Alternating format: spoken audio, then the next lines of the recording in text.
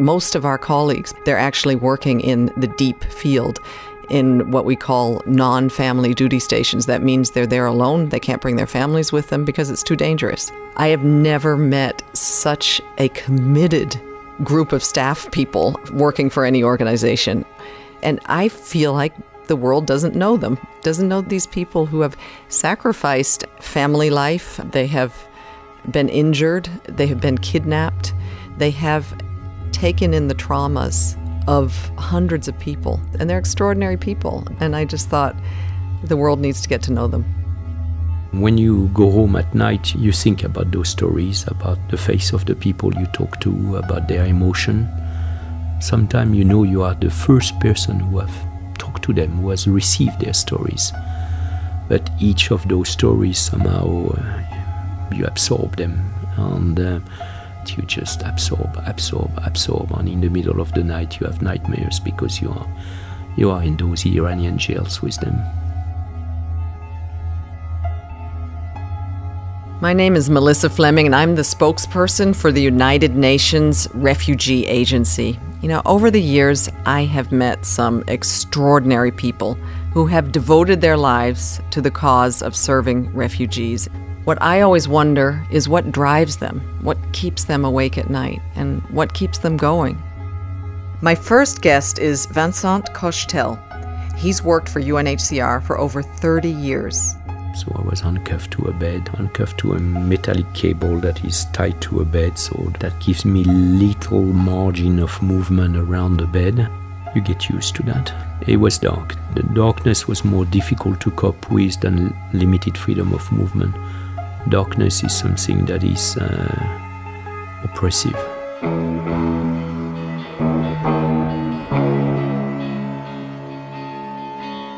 This is Awake at Night.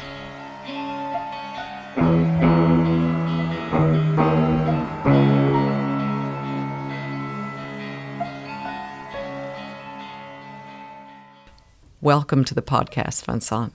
Thank you. You started out as a young lawyer. What happened to make you decide to go into working for refugees? Well, when I was a kid, I grew up in blocks in a project in a small town in France. It was not a very rich area. My parents were not too well off, and all the kids in the block where I live had a foreign background. And we were going to the same school, and I could see the way society looked at them, that they were not treated exactly the same way than me. And that shocked me at a very early age, because for me, I was playing soccer with them. I spent all my free time with them, but the way people were engaging with them was different. And these were kids of Chilean refugees, French people that had been forced to leave Algeria after the war, the liberation war there.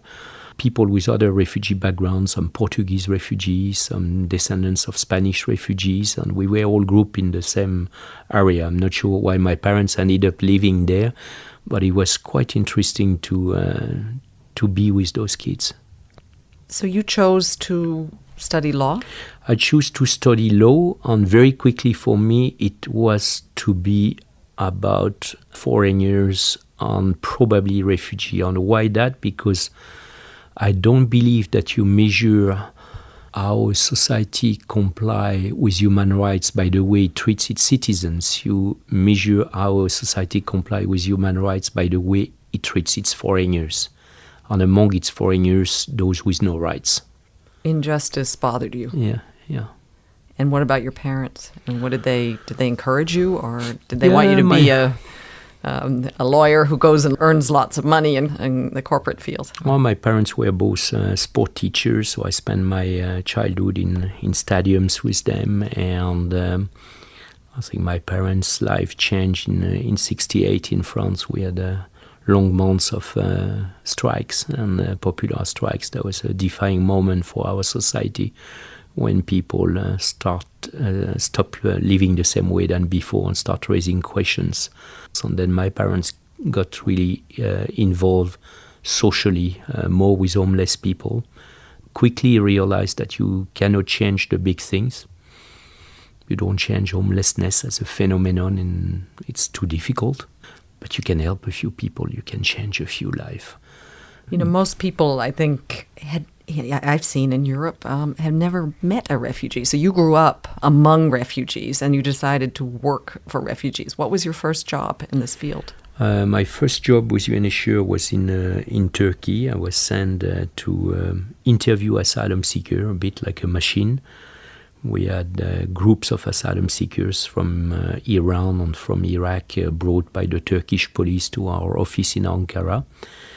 And we had a very tiny office, and we were two officers, and we had about 20 people to interview every day. They were brought in handcuffed by the Turkish police, and we had to interview them and make a decision as to whether they were refugees or whether they were economic migrants coming looking for a better future. So just so our listeners understand, UNHCR had the role of taking over the asylum interviews on behalf of the Turkish government. Exactly. There are many places in the world, more than 60 countries, like where governments don't take this sort of decision, and UNHCR has to take those sort of decisions. Okay, so the backdrop was the Iranian Revolution and many people fleeing, and you are what, 22 or 23? Yeah, I was 23, lacking experience, and never had been confronted to that sort of situation where people talk to you about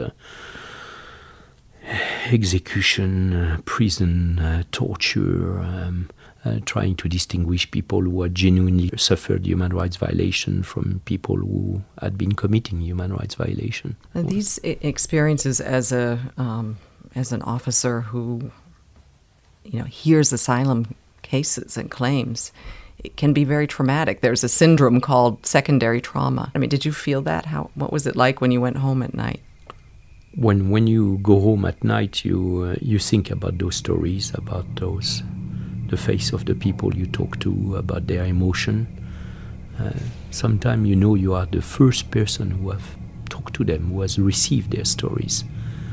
And sometimes the father would not talk in front of his children, the husband or the wife would not talk in presence of the other spouse, and wanted to share with you their story.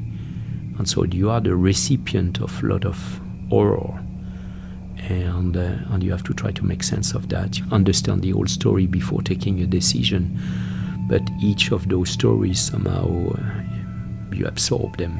And unless you have good counseling, and in those days we did not have anything like that, you just absorb. And in the middle of the night you have nightmares because you are in those Iranian jails with them.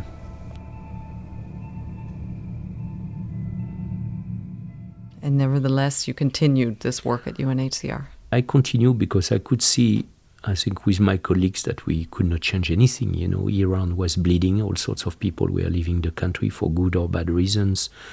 You had the war with Iraq at that stage. You had Iraqis also leaving. And you realize you can't stop those wars. I mean, you have absolutely no power to stop anything like that. But, this individual in front of you, you may be able to help that person. You may be able to save that person. So you can't stop the wars, but you can help the victims. Exactly. And that's a driving and very compelling force. No, absolutely. There are not that many jobs like that where you can see the impact of what you are doing. But hearing all those horrors, I mean, how did that change your outlook towards the world and humanity? Well, I mean, you see the dark side of the human being. You see also the resilience, the courage of people. But professionally, it's difficult because, you have to be attentive to your spouse, to play with your kids. And sometimes you close. You don't talk too much about your work because what you want to share. The contrast is just... You don't want to transfer those traumas to the people you love. Mm-hmm. But then you keep everything. Mm-hmm. Yeah. You spent the first part of your career listening to the horror stories of other people, but then your own life, became a nightmare. In 1998, when you were working in the Caucasus in southern Russia, close to Chechnya, a region that was torn apart by a separatist insurgency, you yourself were kidnapped.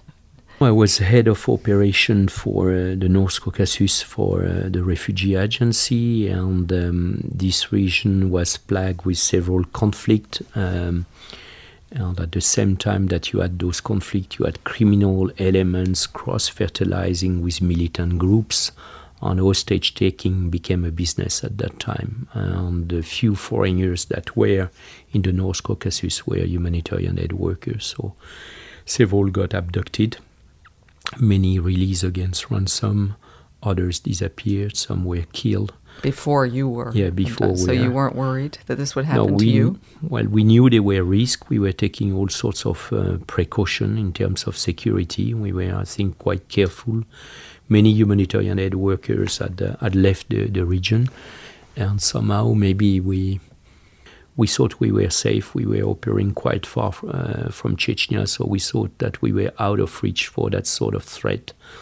So what happened on that day, that fateful day? Yeah, one day I came back late. I had a big boss coming from Moscow for some meetings, and took him out for dinner to a restaurant, brought him back to his hotel. I was not followed, but when I arrived to my flat, with my driver, who was also my bodyguard,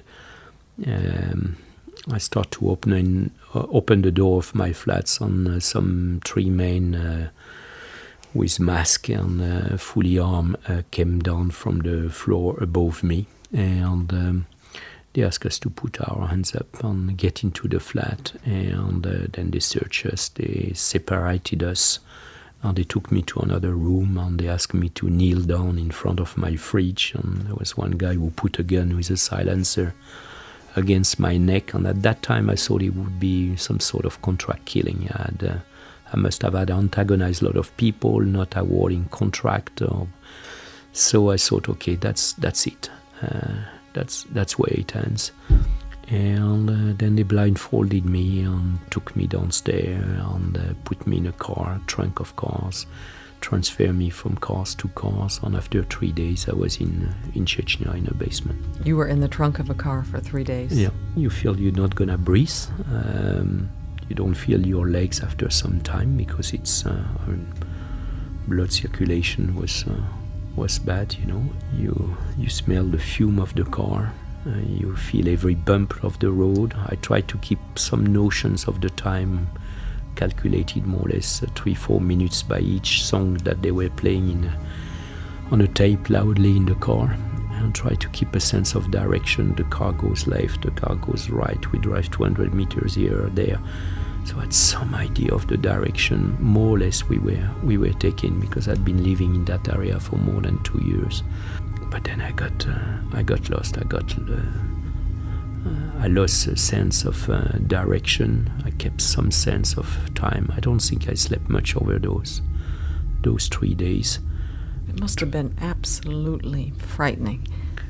Very frightening, and we know also from training, we are a bit trained for this sort of event, but not on such a length of time. 3 days in the trunk, it's not like having a sandbag on your face for 1 hour. It's a long time, and you know that as long as they have not brought you to a place of detention, this is a dangerous phase, because those guys can be stopped on the way, things can go wrong, and so you don't question order, and you just wait for the next step to take place.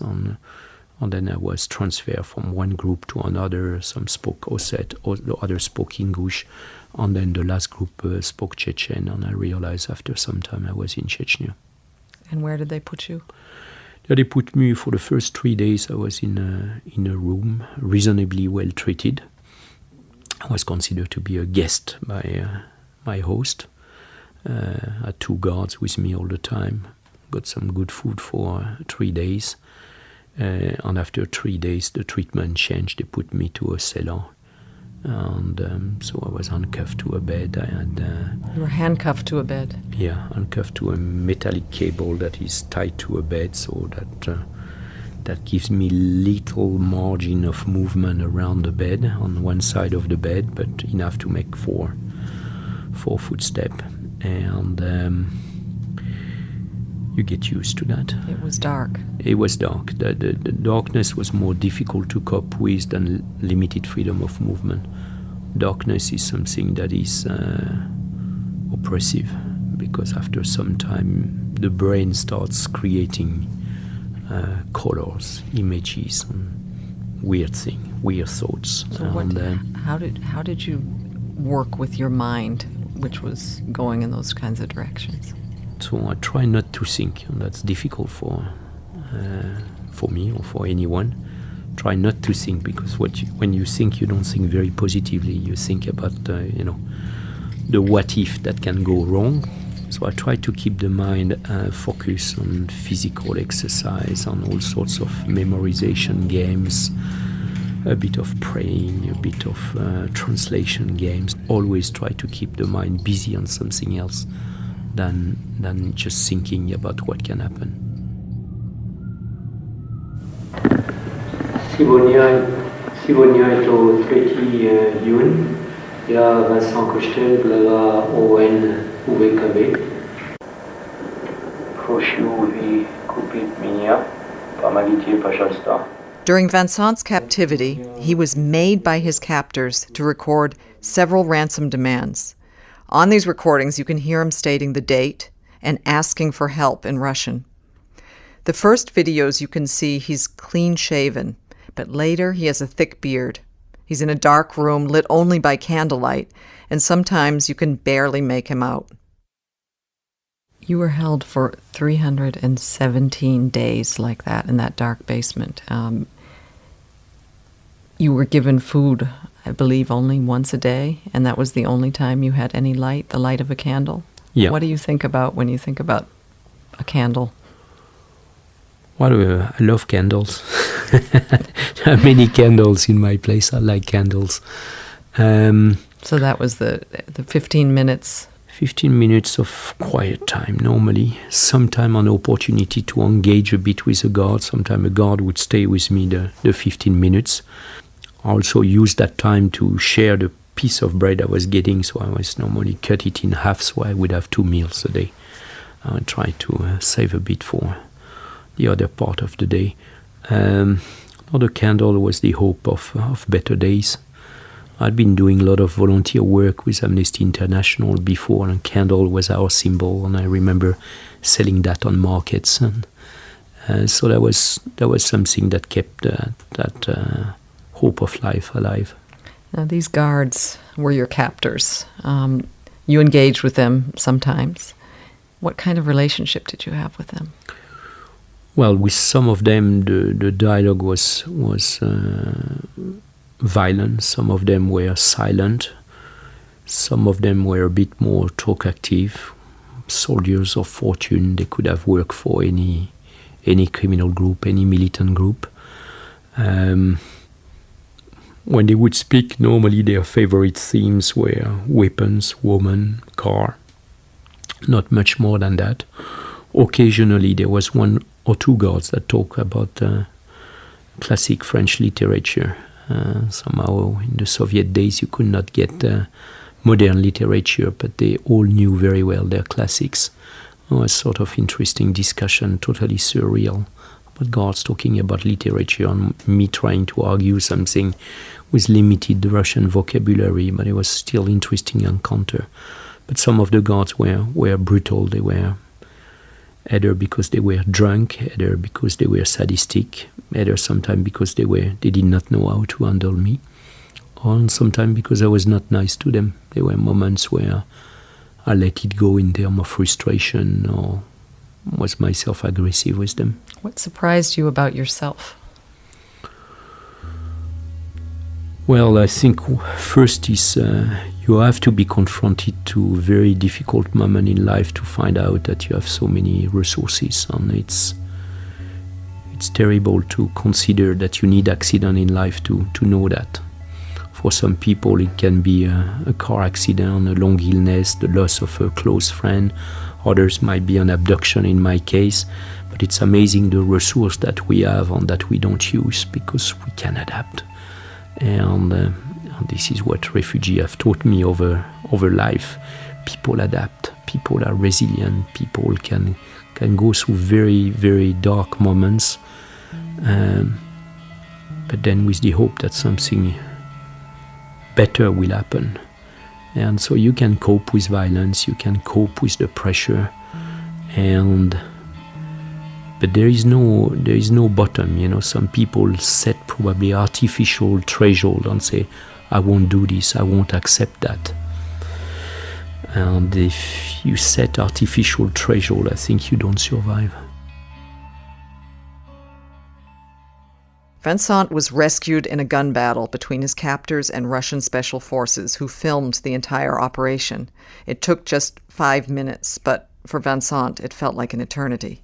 I was woken up in the morning by the group holding me, blindfolded me, handcuffed me in the back, taken to a car, blindfold removed, put back, transferred from different car, driving in a convoy of brand new four-wheel drive car, 3 o'clock in the morning, heavily armed guards all around me, and there's not much talking in the car, and I'm handed over to a last group, small white jeep. It's 3 o'clock in the morning that I will know after. And there they blindfold me again. They put me in the middle of the back seat. That car drives in a no man's land off-road, and all of a sudden it's like in a bad movie. They're shooting outside, windows being smashed, one body falling on me on my left-hand side, and emptiness on the right-hand side. I feel the air outside, the door is open, so I just dive, fall on the ground, take cover under the back, the rear tire of the car. Are they shooting around? I'm hearing, where is the hostage? Where is the hostage? After some time I say, I'm here. And someone pulled me, asked me to kneel down, and I don't know whether these are the hostage keepers. Is it another group stealing me? And all of a sudden I'm carried by two. They ask me to walk. I can't walk. I don't feel my legs. I think I'm trembling. And there are two guys, they pull me and drag me about 200-300 meters, throw me into another car. And there I hurt with my head, helmet that was on the floor of the car. And there I know that I'm with the Russian force, because the Chechen don't wear helmets. And the car drives, and we go to undercover operational center of special Russian forces. Voici les titres que nous allons développer dans ce journal. La libération de Vincent Cochetel, qui devrait arriver dans moins d'une demi-heure à Genève. Fin du cauchemar pour l'ex-otage français. Document exceptionnel sur l'opération qui a permis sa libération. Сегодня сотрудники МВД доставили Винсана Коштеля в Москву. Операция длилась. Vincent's rescue and his return home made global news.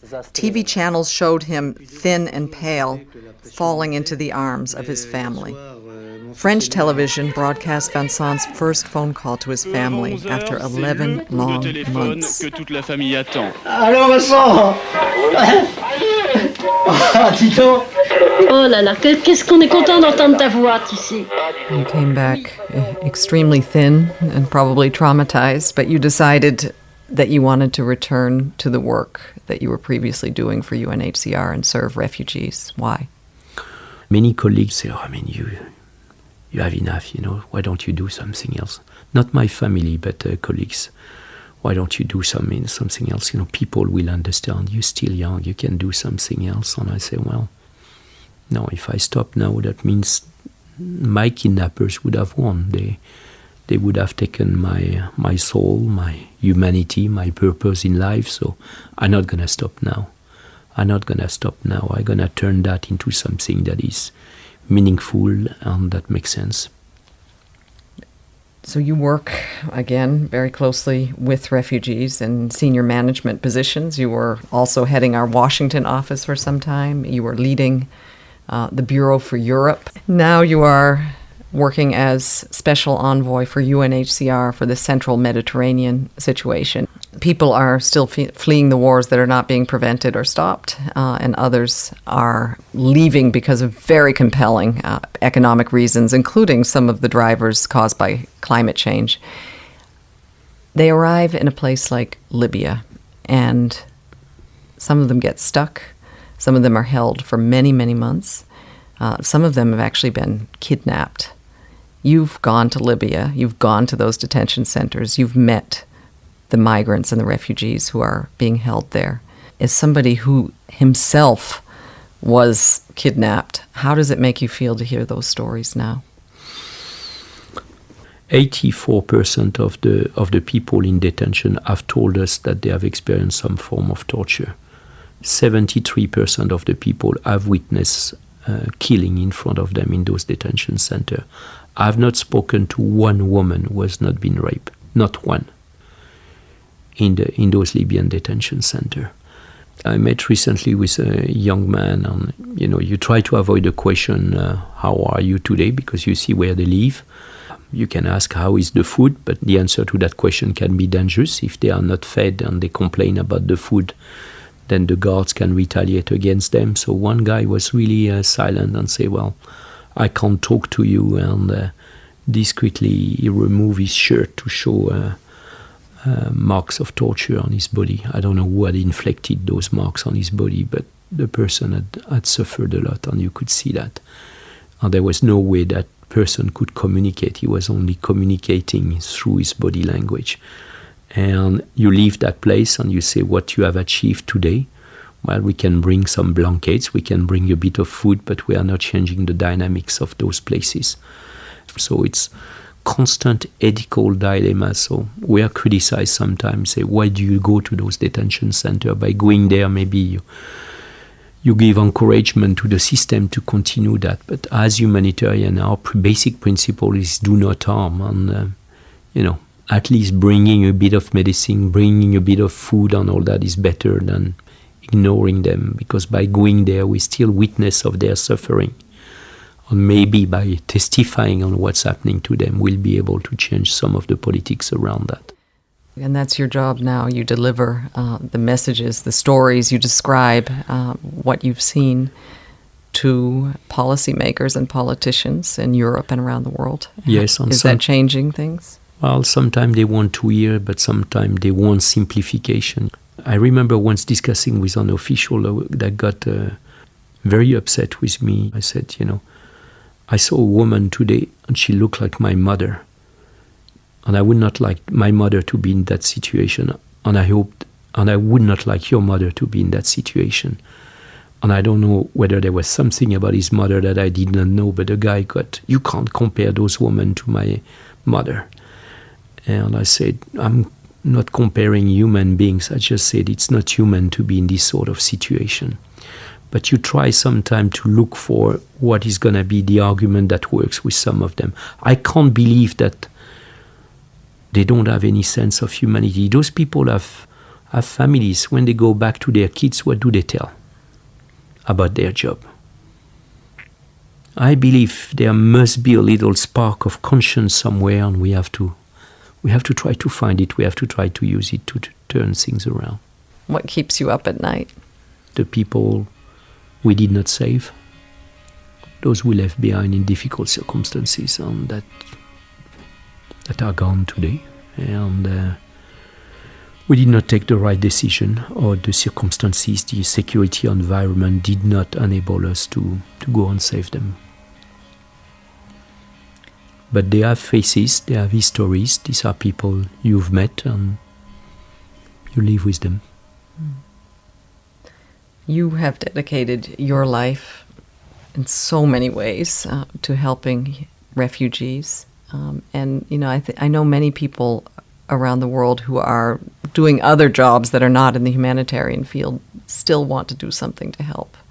What do you suggest to people when they ask you, how can I help? Well, you don't need necessarily to help just refugees. Look around your neighborhood. There are many people that need help. And charity starts at home sometimes. But I would say volunteer. There are many causes that requires volunteers. And And we need to take care of also the refugees in our societies, make sure that they feel welcome, and make sure that we give them a chance to start a new life. And they will stay with us for a number of years, or they will return back home. But we need to make sure that we give them what they have lost to some extent. Vincent, thank you very much for this conversation. You're welcome. Thank you for listening to Awake at Night. Find out more about the series and see pictures of Vincent at work by visiting unhcr.org/awakeatnight. Find us on Facebook at UNHCR, and on Twitter we're @refugees, and I'm @Melissa R. Fleming. You can also follow Vincent at @Cochetel. Please spread the word about the series using #AwakeAtNight. Thanks to Alex Court and the fantastic design and studio teams here at UNHCR, and to my producers, Bethany Bell, and also Laura Sheeter of Chalk and Blade. The original music for this podcast was written and performed by Nadine Shaw and produced by Ben Hillier. Nadine's latest album, Holiday Destination, is inspired by the Syrian refugee crisis, and it's incredible. It has been nominated for the prestigious Mercury Music Prize in the UK. My guest next week will be telling me about facing the destruction of her childhood home city in Nigeria by Boko Haram militants.